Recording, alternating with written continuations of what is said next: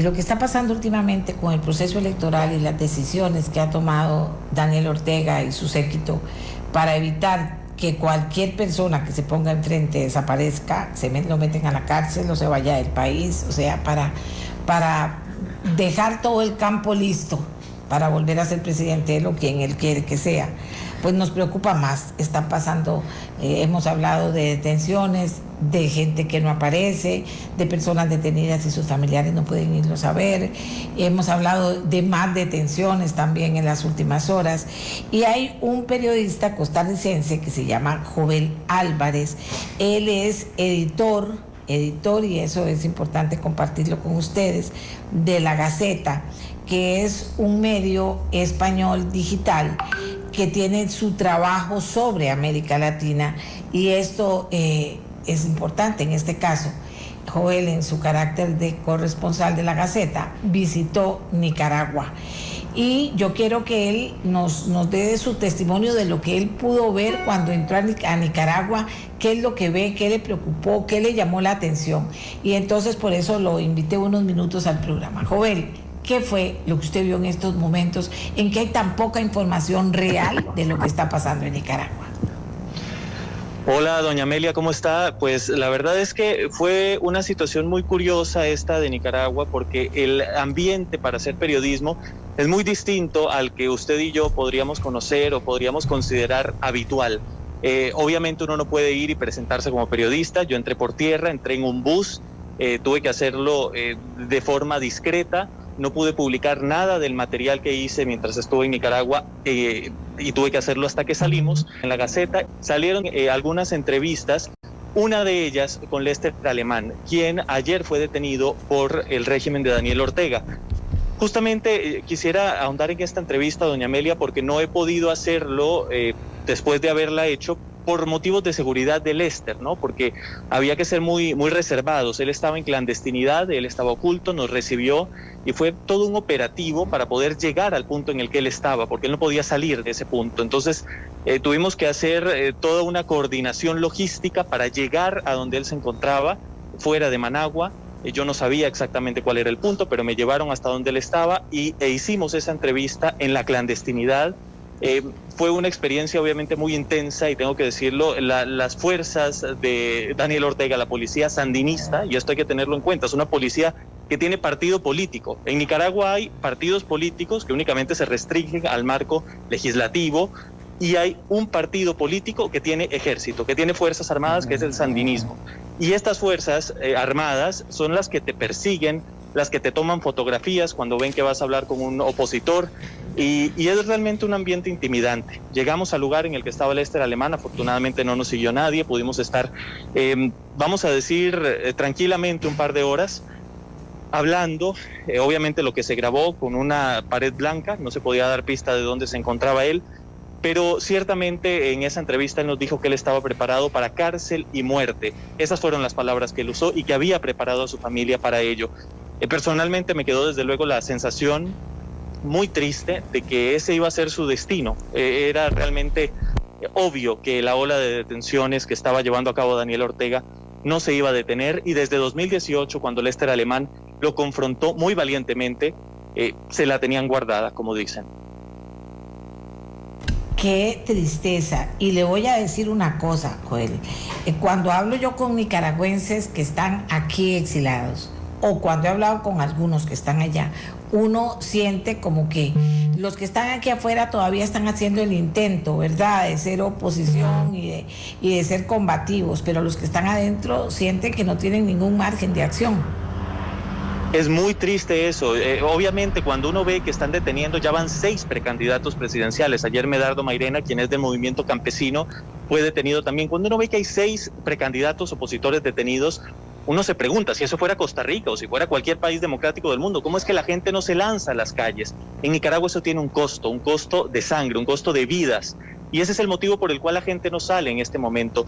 Ahora, hubo un diagnóstico, y Lester, también lo conversé con él, también hablé con Kitty Monterrey, quien es la presidenta de Ciudadanos por la Libertad, que es el único partido que de momento tiene permiso para participar en las elecciones de la oposición, y eso es llamativo, ¿no?, que el permiso se lo da el régimen. Bueno, ellos coinciden en que el 7 de noviembre, que es el día de las elecciones, puede ser el detonante de algo. Algunos lo llaman un proceso cívico, otros lo llaman una insurrección, y otros incluso hablan de guerra civil. Y esto es muy preocupante, doña Amelia, y es algo que va a golpear también a Costa Rica, porque obviamente la migración se va a desatar, migración desde luego de refugiados que estarán huyendo de un conflicto armado, pero no es un conflicto armado donde ambas partes tienen armas. Las armas las tiene el régimen. Así que hay una clara desventaja ahí. Claro. A nivel político es realmente increíble. Yo he cubierto, doña Amelia, también el conflicto venezolano, y yo quiero decir, porque escuchaba el comentario que usted hizo al inicio del programa, de que la comunidad internacional a veces parece que no hace nada. Yo creo que Daniel Ortega se siente muy confiado de que no le va a pasar nada, porque ha visto que durante 60 años Cuba ha hecho lo que ha hecho y no le ha pasado nada. Los que sufren son la gente, por supuesto, y Maduro ha hecho lo que ha querido durante los años que ha estado al frente del régimen venezolano, y ahí sigue. Entonces ellos sienten que en realidad lo que hace la comunidad internacional es poco para realmente sacarlos del poder. Ellos sienten que pueden estar ahí por siempre. Vamos a ver, ya usted dijo que esa sensación de que la gente espera morir y está dispuesta a hacerlo, pero también tantos partidos políticos, o sea, la gente no se echa para atrás, sigue ahí intentándolo. Sí, digamos que actualmente Ciudadanos, la oposición está dividida, ¿verdad? Esto es algo que se repite, sucedió en Venezuela, sucede también ahora en Nicaragua, pero el problema de la oposición nicaragüense es que estas divisiones actualmente tienen un costo muy caro. Únicamente un partido político, que es Ciudadanos por la Libertad, tiene permiso de participar. Cada persona que ha manifestado su voluntad de contender por esa papeleta, porque ellos abrieron la papeleta a cualquier persona, independientemente de su ideología o incluso de su tendencia política, cualquier persona que ha manifestado su voluntad de contender es aprendida rápidamente. Pero Ciudadanos por la Libertad es un partido de derecha y se niega a pactar con el MRS, que es el Movimiento de Renovación Sandinista. Son disidentes del sandinismo de Daniel Ortega, se pelearon con él. Pero entonces, claro, lo que ellos ven es un sandinismo que está en el poder, que es el que tiene el de Ortega en este momento, y luego está el sandinismo que ya no está con Ortega, pero que quiere volver al poder. Entonces, en la oposición hay varias ramas, ¿no? Están los opositores democráticos y están los opositores sandinistas. Pero entonces, en esa división, que es bastante complicada de explicar y de entender, es donde está la división de la oposición actualmente, porque hay opositores que quieren pactar con ese sandinismo disidente y hay otros que no. Y en ese pleito se va a llegar a noviembre. Obviamente hay una rama de la oposición nicaragüense que dice que no hay condiciones para ir a elecciones porque no hay no habrá observación hasta el momento. Y además está la oposición de Ciudadanos por la Libertad, que al tener el permiso de momento insiste en participar. Yo, doña Amelia, quiero comentarle que en esas entrevistas Lester Alemán, por ejemplo, hizo un llamado a los nicaragüenses que están en Costa Rica que tuvieran la posibilidad de ir a votar a Nicaragua, porque no hay voto en el extranjero, por supuesto, eso no les conviene, que pudieran hacerlo. Ese fue un llamado que hizo él y que hizo Kitty Monterrey. Pero el Partido Conservador decía todo lo contrario, decía no hay condiciones para participar, hay que apelar por la abstención. Entonces son posturas encontradas en la oposición y esto únicamente fortalece a Daniel Ortega. Claro que sí. Jovel, yo le agradezco mucho porque sé que también tenemos un segmentito de la entrevista.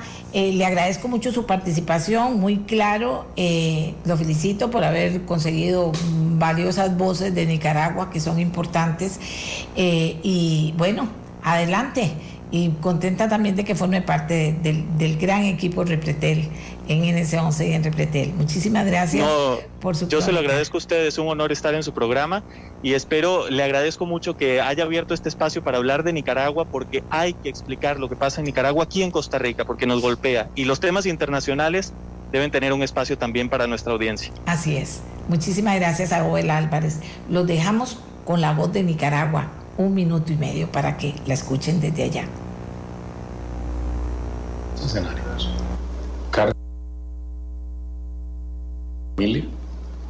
Pensando en esos 2 escenarios.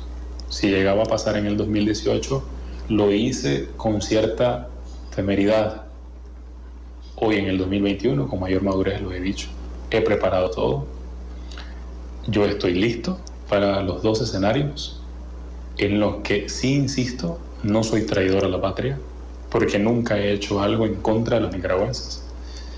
Tampoco soy culpable de un delito que se me impute. No he recurrido a ninguna estrategia de violencia. Tampoco he actuado fuera del marco legal y lo de la Constitución me permite. Por ello estoy limpio.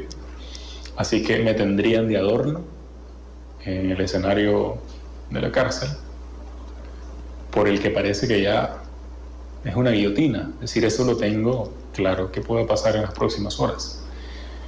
Y ante eso, mi mensaje es: quienes queden deben continuar.